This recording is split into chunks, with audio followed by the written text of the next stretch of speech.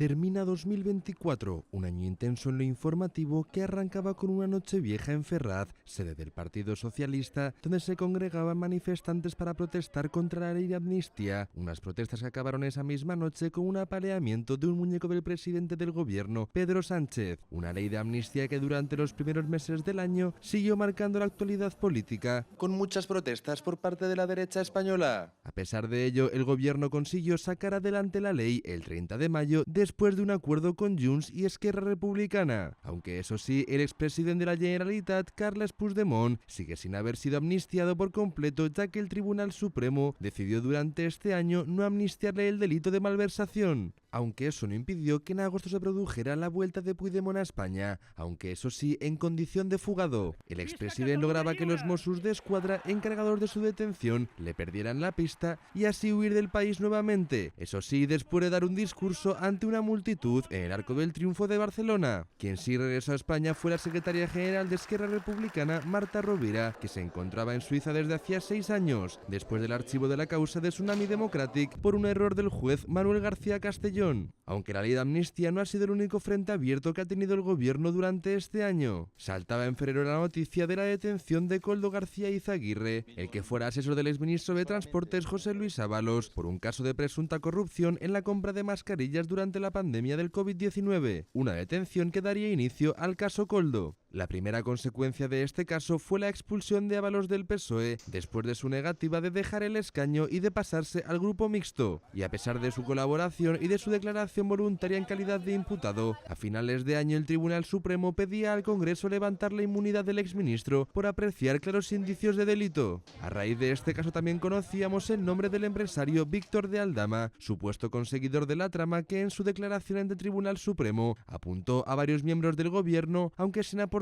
pruebas. Otro caso que ha traído de cabeza al PSOE y en especial al presidente del gobierno ha sido el caso de su mujer, Begoña Gómez, que se ha visto involucrada en varias investigaciones judiciales relacionadas con su labor en la Fundación Mujeres, con su vinculación con la Cátedra de la Cooperación Internacional en la Universidad Complutense y con la aerolínea de Air Europa. Unas investigaciones que han conllevado muchos cruces de reproches entre gobierno y oposición, ya que desde el PSOE como desde el resto de sus socios se ha achacado estas investigaciones como una consecuencia de la ofensiva judicial del PP. Además, la apertura de estas investigaciones y el hostigamiento de la oposición provocaron que el presidente del gobierno se tomara 5 días de reflexión después de enviar una carta a la ciudadanía para ver si dimitía o seguía en el cargo, decidiendo finalmente continuar. También durante este año la migración ha marcado la agenda política, en especial el reparto de los menores migrantes que provocó la ruptura de gobiernos del PP y de Vox por discrepancias entre ambas formaciones y ante la negativa de este último de acoger a los menores. Lo que trajo consigo el 2024